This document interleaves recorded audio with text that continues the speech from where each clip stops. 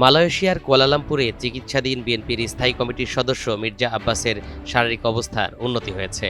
দীর্ঘ লড়াই শেষে তিনি এখন অনেকটাই শঙ্কামুক্ত এবং সুস্থতার পথে। ৬ মে বুধবার সন্ধ্যায় বিএনপির মিডিয়া সেলের সদস্য সাইরুল কবির খান এ তথ্য নিশ্চিত করেছেন। মির্জা আব্বাসের সহধর্মিণী আফরোজা আব্বাসের বরাত দিয়ে তিনি বলেন, মির্জা আব্বাস এখন পুরোপুরি শঙ্কামুক্ত।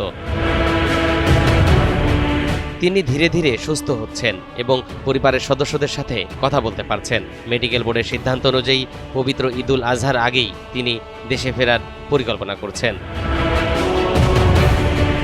এদিকে মির্জা আব্বাসের দেশে ফেরার গুঞ্জনের মধ্যেই তার একটি ফটোকার্ড নিজের ফেসবুক পেজে শেয়ার করেছেন এনসিপির মুখ্য সমন্বয়ক ও ঢাকা ৮ আসনের মির্জা আব্বাসের সাবেক প্রতিদ্বন্দ্বী এনসিপি নেতা নাসিরউদ্দিন পাটোয়ারি।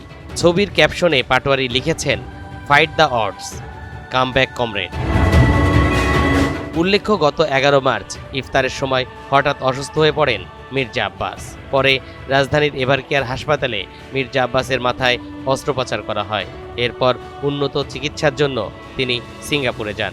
সেখান থেকে বর্তমানে তিনি চিকিৎসার জন্য মালয়েশিয়ায় অবস্থান করছেন। তরিকুল ইসলাম, এনটিভি অনলাইন।